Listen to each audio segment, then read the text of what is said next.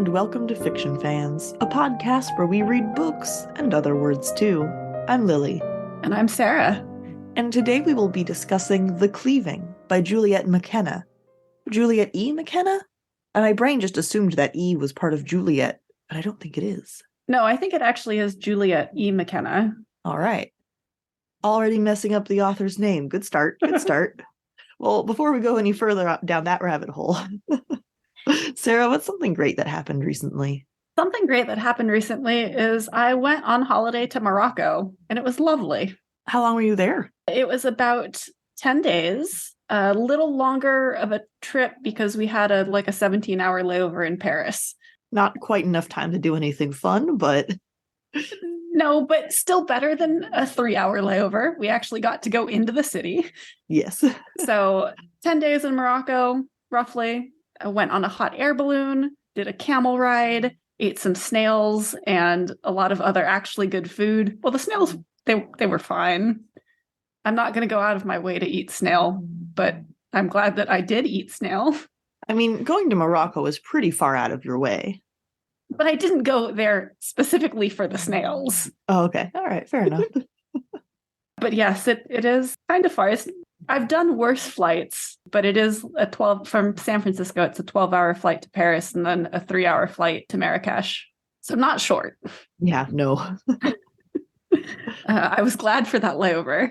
We didn't have it on the way back, but boy, it was nice on the way there. Well, glad to have you back. I'm sure you're so grateful to be off of PTO and stuck in your house and, not in Morocco anymore. Back at work.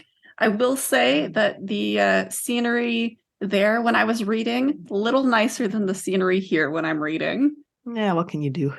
Just a little bit. Well, my good thing, a little closer to home. Well, my good thing is not that Diablo 4 came out. I don't care that much about the Diablo franchise. I played 2 and 3. I have a question about Diablo 4. Yes. Because I was looking at... sorry to completely derail you. But my question is obviously more important. Your question is probably what I'm going to say is my good thing. So, go. Ask it. I very much doubt that, actually. Okay. So I wanted to play it, but I saw online... and I'm hoping you can confirm this for me, that there's no true single player option, and that when you fight bosses, you are put in a group with other people who are playing. There is no, well, I don't know if there's no true single player. I've been playing online because I've been playing with my dad and my husband. That sounds like fun. I mean, I think you have to be online to play, but with Diablo 3, you could do a single. You could do a single player, yeah. I was all set to procrastinate on our podcast reading the other night and buy Diablo 4. And then I saw that and I was like, nope, I guess I actually have to do our podcast reading. Well, we've been playing multiplayer and I've only seen other people in towns. Yeah, that's too much. Yeah. That's too much. I don't want to see other people at all in my games. They're just NPCs with silly names. Nope, not for me. I want to choose when I interact with other people. There's zero interaction. Even if it's only visually. Acknowledging that other people exist. Yeah. I don't want to do that in my game. Gross. The good thing is that they have done a couch co-op for console, which is... why doesn't every game do couch co-op? Uncharitably, I assume it's because they want to sell 2 copies of the game. But not only can you play couch co-op, you can play couch co-op and online at the same time. Because there are some games where you could do local. Can you explain what couch co-op is? For those of us who are not in the know? Like Dark Alliance, where you can play together, sitting side by side. Oh, gotcha. Actually on the couch. That's couch co-op. Is that not common for multiplayer games? A lot of it's, if you play multiplayer, it's online now. Oh, Gross. So you can't play together in the same house. That's awful. Yeah. That's genuinely horrible. I mean, obviously not all games, but it's much less common now, which is a huge bummer. But Diablo is. And you can do couch co-op and online multiplayer at the same time. It's not, are you playing local multiplayer or online multiplayer? can do both. So Daniel can play on his computer in the office while my dad and I play in the living room, all of us in the same game, and that has been delightful. That does sound like fun. What are we drinking tonight? I am drinking champagne because it was my birthday a couple of days ago, and that was the day after I got back from Marrakesh. So I was tired and a little jet lagged still and went to bed early and did not open the bottle of champagne that I had in the refrigerator. But I'm opening it now. But now it's a podcast birthday. Exactly. Let's just pretend I sang to you and then cut it out of the recording, and then we can just, say that happened and move on. Thank you for that lovely rendition of the birthday song. Yeah, I'm a great singer. I am drinking sleepy time tea with a little bit of honey, and it's very nice. Very cozy. Mm-hmm. It not rainy today, so I was like, ugh, I just want something warm. Yeah, it's not been rainy here, but it is very gray. It was a little bit of a weather shock coming home. I bet. Just a little bit. Well, you have time to do any reading while you're running across the world? I did a fair amount of reading, not quite as much as I was hoping to do, but I did a decent amount. One of the things that I read was The Remarkable Retirement of Edna Fisher by E.M. Anderson, which is all about or written about the idea, what if the chosen one was an old woman in a retirement home? Oh, that sounds fun. It was a lot of fun. I don't want to give spoilers for it to anyone who might read it, but I really enjoyed it. It has dragons in it.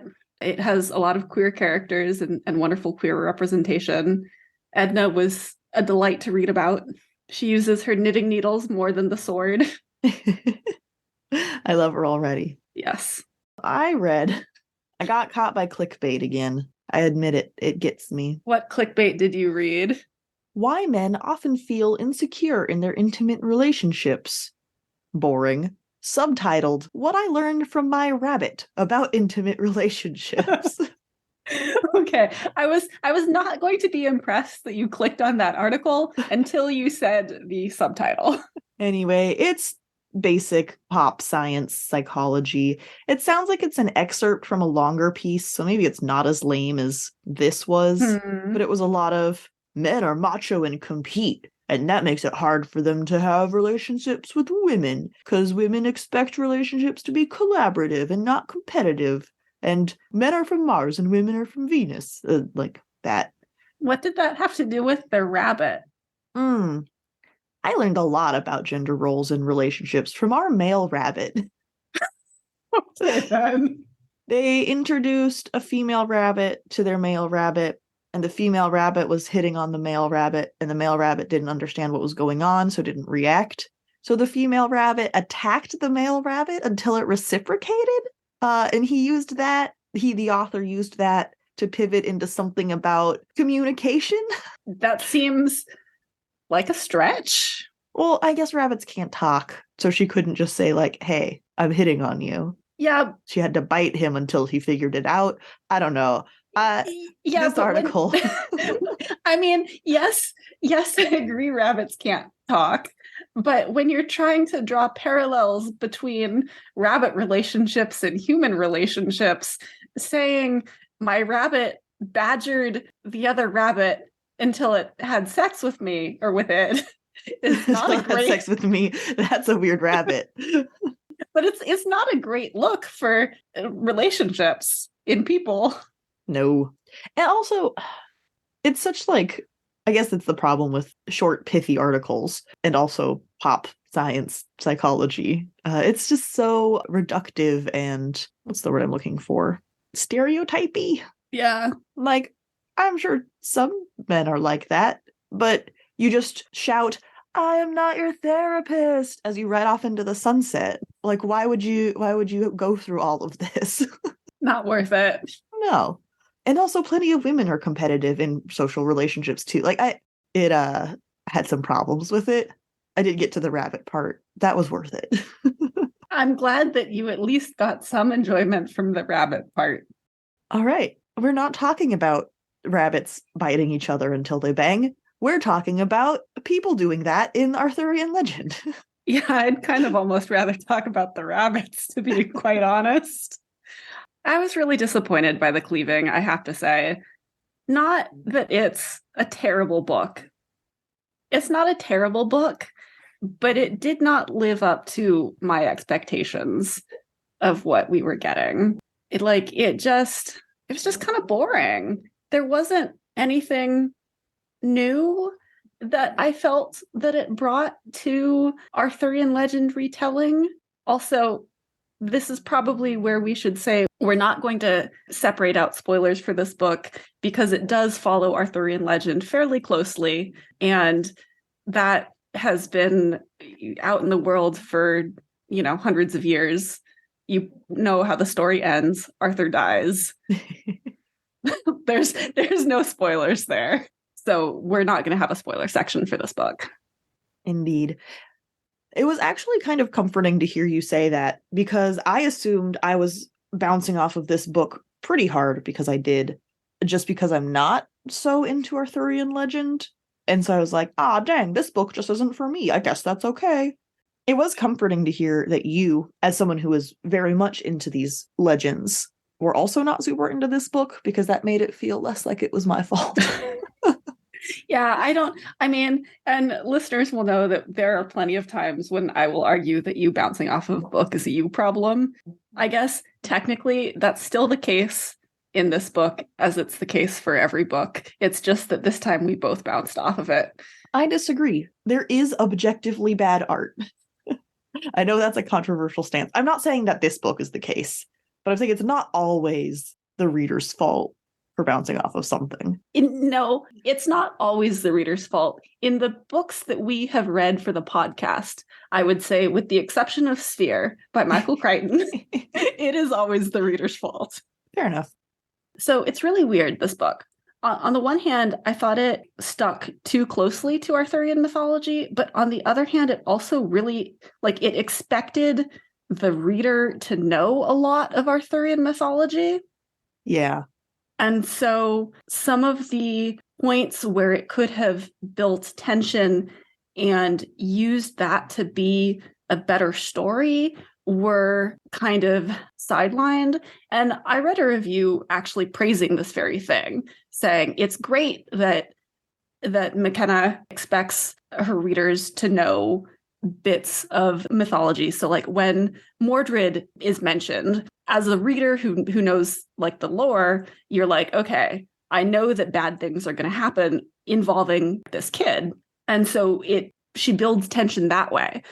But it doesn't make for a good story, because if you take away that knowledge, when you get to the end of the book and Mordred, surprise, surprise, is a bad dude, you're like, where did this come from? We were shown none of this in the text. Yeah, it's interesting that this is such a close, is it even a retelling? I guess kind of. A close version of the myth. Because it does expect the reader to have knowledge. So it's a book that's telling the same story to people who should already know the story. Yeah. If you're telling the same story, you should be introducing it to someone who doesn't know it yet. And if you expect people to know it, then you should do something, new. Yeah. I think that basically was my whole problem with it. I also wasn't crazy about the prose, but I could have overlooked that if I was having a better time with the story. It feels like the new thing that this book was doing was telling this story from the female character's perspective. And even that is not particularly new. That's the whole thing that the Mists of Avalon does. And granted, Marion Zimmer Bradley, horrible, horrible person, as it turns out, don't buy her. Well, she's dead now, and I think that her estate donates sales of the Mists of Avalon to charity these days. Don't quote me on that, but I'm pretty sure. But that is what she was doing in the 70s or whenever she wrote those novels. So this book isn't even doing something new in that regard. What did I read? I Am Morgan Le Fay was the book I read, which was a different retelling about Morgan. It was more of a YA thing, though. Yeah, it has been done. And the way it comes across in this book is sucks to be a woman, which is not wrong in these situations, but it's very frustrating as a reader to go, yeah, it does. Yeah, it does suck. I get it. Oh my God, it does suck, and it sure does never get better, and everything is bad. I think I wouldn't even have minded that so much if there hadn't been a magical aspect to this story and to some of the women that could have made things better for them. Like they could have used magic to improve their lives. Well, Morgana does. She does. We don't see a lot of her though. No, I was surprised she was considered, I guess not necessarily one of the main characters, but the marketing line or whatever you call it is 4 women, 4 destinies. Now they have a voice. Morgana does not really have a voice in this. She shows up a little bit. Yeah, I was expecting to see more of her. I also was really surprised. Something that I don't know if I want to say I liked it, but I did think it was unique, was that it was told from, most of the story was told from Nimue's perspective. I guess I was neutral on that, but I did think that it was a choice that hadn't really been made before. That was a unique aspect of this book. Yeah. We have a section at the end of this called Is That Canon? Where I'm going to ask you a bunch of questions, including who the hell is Nimue? But we'll get to that later. Okay. Because right now we're talking about magic.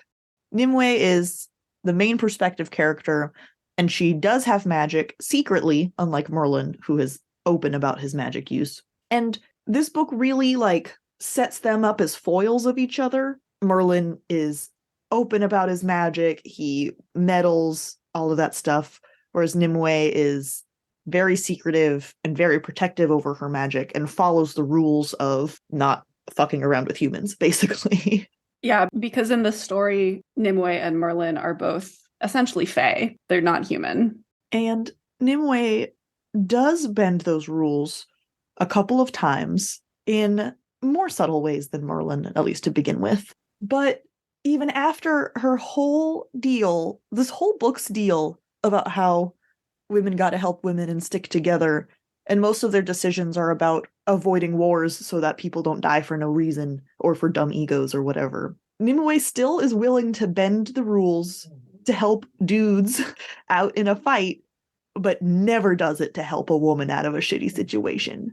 She does it once for Guinevere, but she never uses it to prevent trouble for women, I guess is what I'm saying. She'll use it to help them after the fact, but she'll just sit there and watch horrible things happen. And that's such a double standard. And that's not addressed. She's very reactionary with her magic instead of proactive. Unless it's to help some random guy. Arthur's not some random guy, but it's you are the problem. You're complaining about Nimue. No one cares about the fate of women, yet including you, apparently. Here's a very basic example. She's willing to cause a combatant to trip to give the person she wants to win an upper hand in a duel. Pretty small, but effective, not big and flashy or whatever. Never does that when a man is advancing on a woman to assault her. When just making him trip would let the woman get away. Still, the same level of meddling, but, she does it, what? Magic in this book really felt like a plot device that the characters used when it was necessary to advance the plot and not when they should have used it according to their characters. It was extremely frustrating. Yeah. At the end, when they're doing a sword heist, that is not at all the right spirit of the thing, but I'm going to call it that because you can't stop me. I mean, that makes it sound a lot more exciting than it actually was. So when they're planning their sword heist, they say, there's no way we could use magic to get the sword, so we have to, bring in Morgana to actually grab the sword, and Guinevere to distract Arthur, and Nimue to hide them. And I'm literally in this book, I'm not saying the rules of magic. No, in this actual text, these characters have used magic to stop time and force people to be asleep. What do you mean you can't use magic to get the sword? I respect Nimue's not wanting to use magic to meddle. Sure. because that's a big thing, that they're not supposed to use magic to interfere in the lives of humans. And one of the reasons why she views Merlin so antagonistically is because he's very obviously doing that.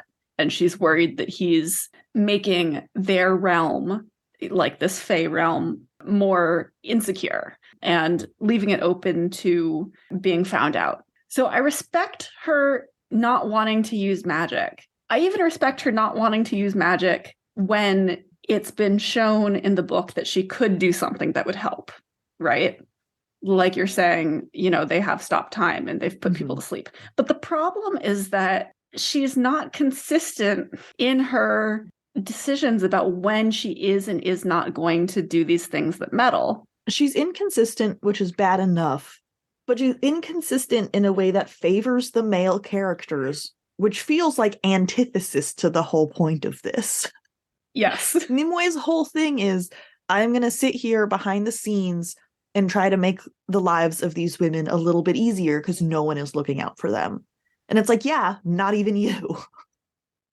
Yeah. So I think if it was just the inconsistency, now that would still be annoying. But it's like insult to injury with that. Yeah. Yeah. Also, at the end, they come to the conclusion that they must topple Arthur from his throne, because if they just leave, he will hunt them to the ends of the earth because of pride or whatever. And it's like, my dude, you got magic. Go to Spain. What a small universe. Like, I would get why a regular person at this time period would not see that as an option. Or, you know, people knew that other continents existed. Well, I mean, and Igraine, and who else is there? No, I think it's just Igraine at this point, because Morgause is off in Scotland, or Orkneys. Igraine is in France. Yeah. That's where she lives. But so I'm saying France clearly has ties to Camelot. So I can get why that doesn't feel safe enough. Someone there could definitely spill the beans.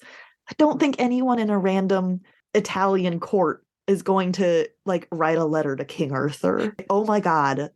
I mean, I do understand why Nimue doesn't want to take that option, because she very specifically says, like, this is where her home realm is, and she is in the human realm to like help protect her home and to make sure that no one notices her home. So I get why she doesn't think that's an option for her. Yeah, but Nimue can change her face. You could send Guinevere to Spain.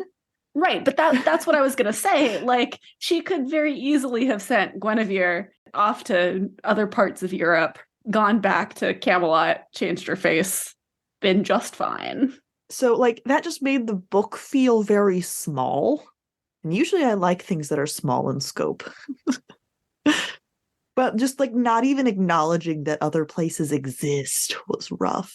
Or that other places were an option. Yeah. You could, like, you'll learn Spanish. It's okay. Do you think you even need to learn Spanish? Couldn't Nimue potentially just magic up some kind of translation spell? No, because that's meddling. There's another part, and I'm so sure that this, like you said, was in order to differentiate between Nimue and Merlin. But Nimue does get a scheme, one single scheme in the book, where she tricks Lancelot into rescuing Guinevere. But the book doesn't even treat it like that. She's walking through the courtyard, and Lancelot surprises her. So she just tells him everything that's happening because he spooked her? How did she keep her magic secret for so long? Girl's terrible at not even telling lies. I get that's a Fae thing. But, like, just keeping your dumbass mouth shut. Yeah, that... So it got treated like she'd made a mistake and had to send him on that quest to cover up her mistake. And it's like, no, let her have a scheme to save Guinevere. So I get you can't use magic to save this poor lady, but now you also won't even, like, mislead some random dude to do it? What's the point of you? Yeah. That was, you're right, that was disappointing too. She was great at giving hugs after women had been raped. Is that it? Is that all she could do? I mean, she did imprison Merlin. Oh, so again, I feel like that could have been the tipping point of now she's like, yes, I am using magic to do stuff. But then she goes back to, no, I can't like hide Guinevere from someone's sight so that she can slip away. That's too much. You just literally moved a mountain, but helping Guinevere get out of this like awful situation is too much. Come on. I feel like I don't blame her for not wanting to use magic after that. She's like, okay, I've done my big thing. The threat that I see, Merlin, is no longer a threat. So now I have no more reason to use my magic. That I could understand. I don't necessarily think that was the reasoning. I think that much of her decisions to use magic or not was plot based and not character based. Yeah. But if that had been the reasoning, like I could respect that. Sure. I guess we just don't actually, the only reasoning we ever get is, oh no, I can't. I shouldn't. Like it never goes beyond that. It was very superficial. This whole book felt very superficial in a weird way that I wasn't expecting. Yeah. Merlin, too. His whole thing is he justifies all of his flashy magic because wild magic is going to threaten whatever the heck they called Britain. Albion. And that's such a vague off-screen threat, which could have been very cool. You know, there could have been a discussion about how he's making up this threat or blowing it out of proportion as an excuse to meddle and like gain power.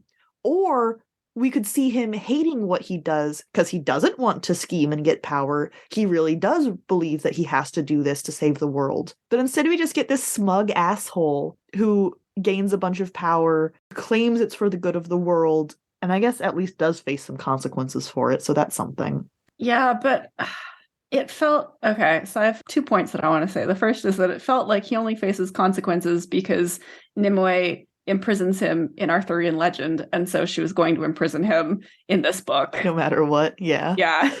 But also, I think that McKenna was kind of trying to set up a situation where it's a self-fulfilling prophecy. Merlin keeps using magic to meddle because he sees this threat of wild magic, and because he keeps using magic, like the threat of wild magic coming into Albion is much greater, like as a response to his use. But it was not clearly set out at all. I saw the threads of that, and I think it's mentioned a little bit in the text. Yeah. I think Nimue accuses him, says, like, you're the threat. Yeah, and like, if that had been a deeper theme of the book, I would have really liked that, because it was being set up, but it doesn't feel like it goes anywhere, particularly because Merlin gets imprisoned about halfway through the book. Mm-hmm. And so that thread just goes away. Yeah. There could have been an interesting follow-through with Nimue, who didn't see the future. She didn't scry the future herself, but because Merlin told her the prophecy, now she is falling into the same trap. Could have been interesting. Yeah. As we're talking, I kind of feel like I wish this was 2 books. Yeah, with Merlin than without Merlin. Yeah. And I feel like I'd probably still have a lot of the same issues with it, but I think that at least some of our complaints would have been better handled if there was more space, because there's a lot that happens in this book, because there's a lot that happens in Arthurian mythology. And it's all smushed into the last quarter of it. Well, I mean, Arthurian mythology also involves Uther and Igraine, so... Yeah, but aren't they usually just like, this happened, and now let's talk about Arthur, and not like 100 pages out of a 300-page book? Well, no, they're usually 100 pages out of the first book in a series of 4, maybe. But they do.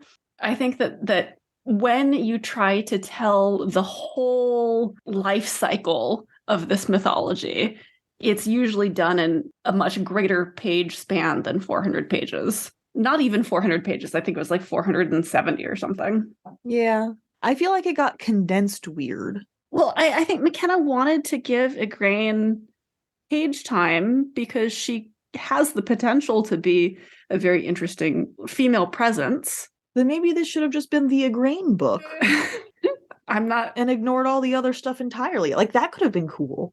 Yeah, I'm not disagreeing with you. I do think that things got condensed weirdly. I do think that if this was the span that she wanted to tell, it deserved more page time because the 365 pages that we get don't really do it justice. It also, and I'm sure this is the fault of the original story, but the plot lines and threads just kind of get chopped off at such weird places. I really liked Igraine, and then she's just gone. And for the rest of the book, you get like, oh yeah, she's still alive. Don't worry about it. Every once in a while. But I was like, no, what? What do you mean she's just gone forever now? Yeah, I think that's not entirely a stylistic choice. I mean, well, it's a stylistic choice in the sense that McKenna's following very closely to the beats of the legend. But I don't think that Igraine kind of being excised from a lot of the end of the book is McKenna's fault entirely. When we got to the first, like, part divider, because this book has a couple of parts, I think, as chapters and parts. Am I remembering correctly? Yeah, I think so.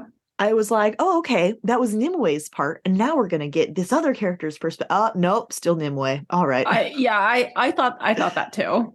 And so that could have been, we could have seen what was going on with Igraine over there. Well, I especially thought that was what was going to happen because of the framing of the book. Four Women, Four Destinies. Now they have a voice. I thought we were going to get point of view from each of the four women. Yeah. We didn't. No. Okay. Is it time for Is That Canon? Sure.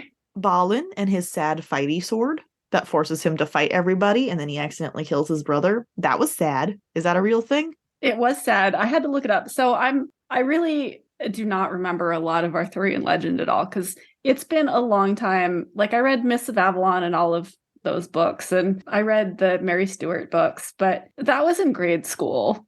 Mm-hmm. It's been a long time since I was in grade school. So it's been a long time since I've immersed myself in Arthurian legend. All of that to say, I looked it up on Wikipedia. Yes, that is canon. Late canon, but it is a part of Mallory's Le Morte d'Arthur, I believe. Yeah. We've talked about how when you recognize stuff, it gets, extra fun. I did read Gawain and the Green Knight in college because I took a medieval literature class. That was the only Arthurian stuff we did, though. It was mostly Canterbury Tales and the Bible. And so when Gawain showed up, I was like, oh, I know him. Hey. And he wasn't in it very much. So I was like, oh, okay. Alas. Yeah.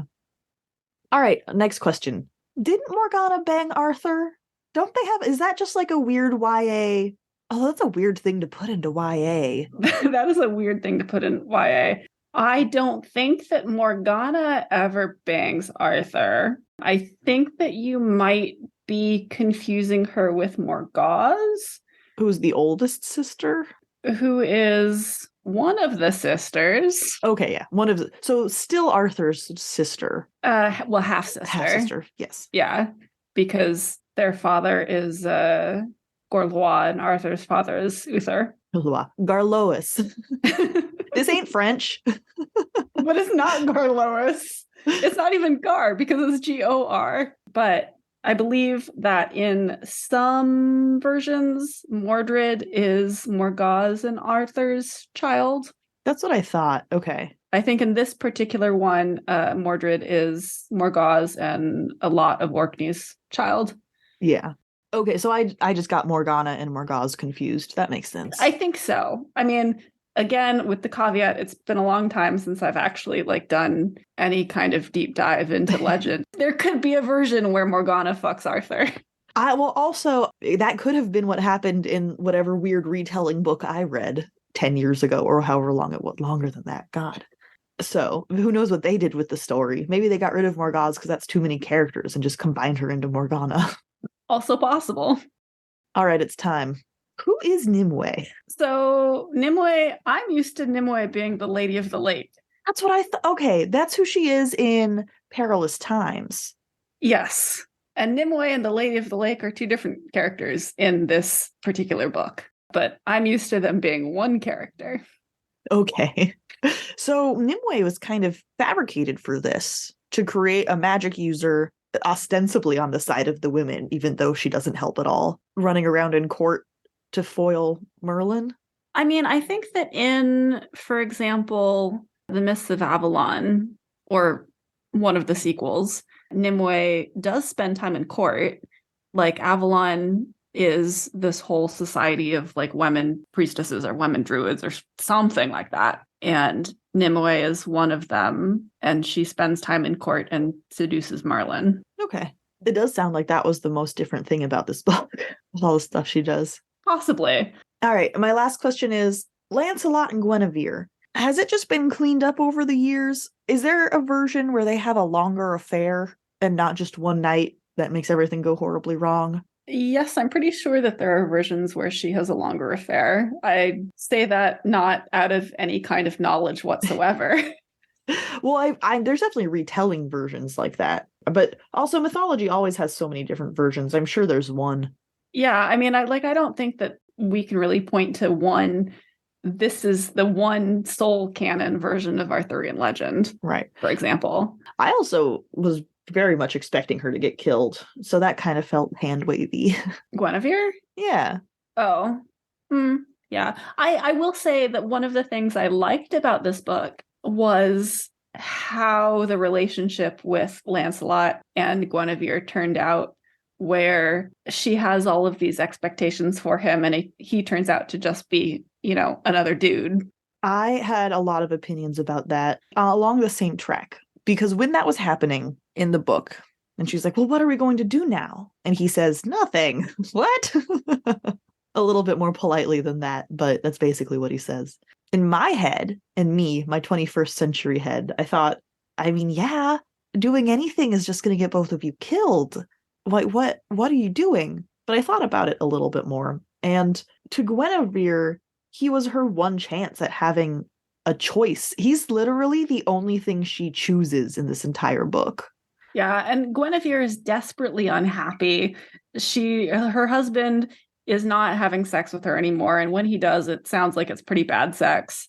She's just been kidnapped, had a very trying time, very traumatic time. Here's this handsome knight come to rescue her. They have this one night of passion. Like, it makes sense that she would both read more into it and want to read more into it. So I completely understood both of their reactions. Yeah, I think it goes even farther than, like, not just her marriage with Arthur has soured, but like, as all noble women, she's just been a pawn and having to bow to the whims of whatever man is in charge of her and just sort of make do with what she's got. And she's finally decided to try to do something about her situation. And her way of doing that was to find a man to whisk her away. I don't blame her for that. What else are you going to do? She didn't know Nimue had magic yet.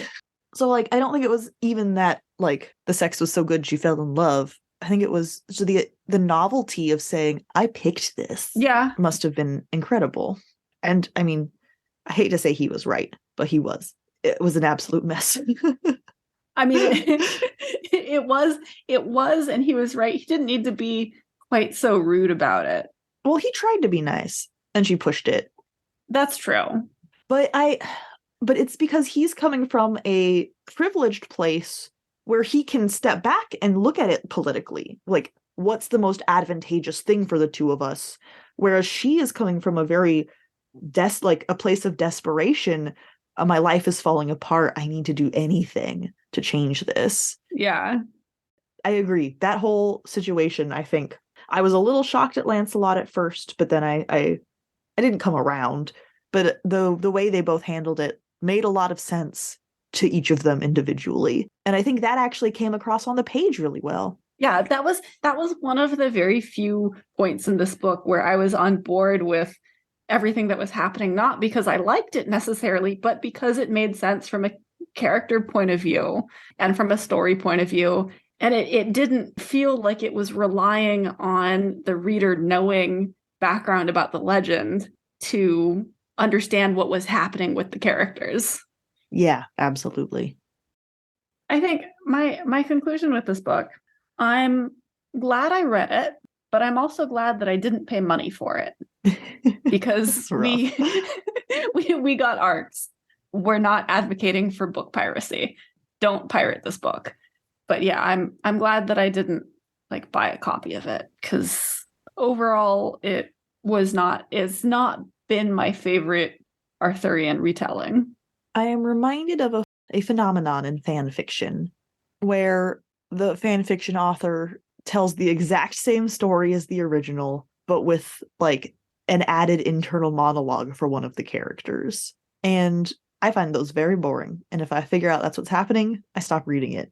But they're very popular, so clearly someone likes that. Just the idea of the familiarity and comfort of a story you already know with a little bit something different going on, or not even different, but just extra, a different angle, so to speak. And this does have a different angle because it's true that the main legend is very male-focused, male-oriented. This story is also very male-oriented, but it's about women trying to survive men's dumbass decisions instead of just talking about men's dumbass decisions. Yes. It's at least framed from the female point of view. Yes. So I think if you really love Arthurian legend and you want to just kind of sit down, and it's not cozy, it's very uncomfortable how much it sucks to be a lady, but you know what I'm trying to say.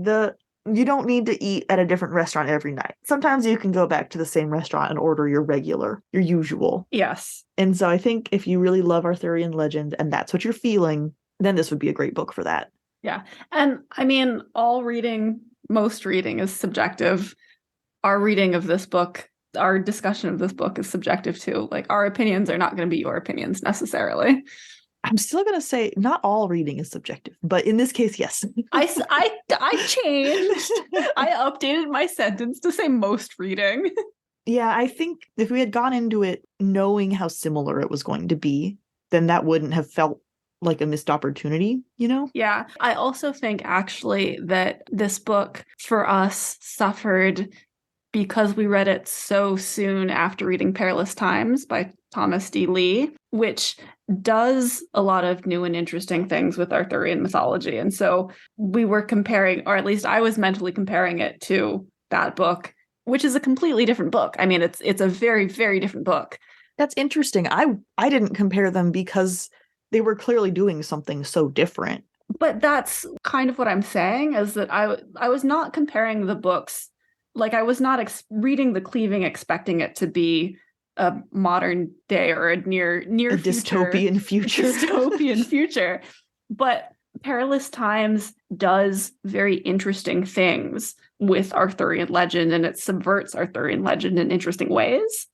And so I went into the Cleaving expecting it to be more subversive of the mythology than it is. And that's how I was comparing it, not necessarily the like actual story beats. Yeah, I think we've circled back around to, you know, more about Arthurian legend than I do, which in this case was both a blessing and a curse. Yeah, possibly. Because I know the very broad plot points, right? Like, I didn't know Merlin got imprisoned at some point. I thought Morgana banged Arthur. Clearly, I've had some wires crossed. Well, maybe we should have done a more expansive spoiler section then, rather than just leaving it if you didn't know that Merlin got imprisoned. Sorry to all the people listening who didn't know that bit about the legend. So the fact that this doesn't do something new with every aspect of the myth wasn't terrible, but I didn't need it to do something new with everything. I just wanted it to do something new with anything. That does really, yeah, I don't know. I feel like we both were blessed and suffered because of our very different degrees of familiarity. Yeah. So maybe you have to be just like perfectly in the middle. You got to know more than me because it'll very much help you follow what's going on because there's so many names. But you have to know less than Sara so that you can still sort of enjoy the ride. Yeah. Or if you're the kind of person who is happy to look things up while you read. Sometimes I am. In this case, I was trying to read it in time, so I was kind of chugging through. So maybe it suffered from that as well. But if you don't mind stopping to look something up, you know, a name or a place or something, I mean, that's going to spoil the story for you. So if you're going in with zero knowledge, then Googling who people are was probably going to ruin it also. I don't know. Yeah. Who is this book for? Yeah, I really don't know.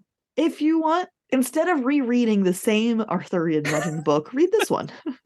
if that's a returning read for you and you go back and reread Arthurian legend all the time, shake it up with this.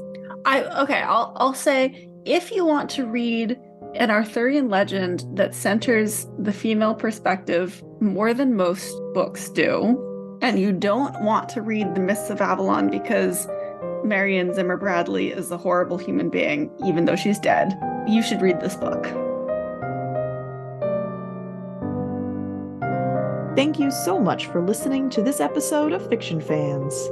Come disagree with us. We're on Twitter, Instagram, and TikTok at FictionFansPod. You can also email us at fictionfanspod@gmail.com. If you enjoyed the episode, please rate and review on Spotify and Apple Podcasts, and follow us wherever your podcasts live. We also have a Patreon where you can support us and find our show notes and a lot of other nonsense.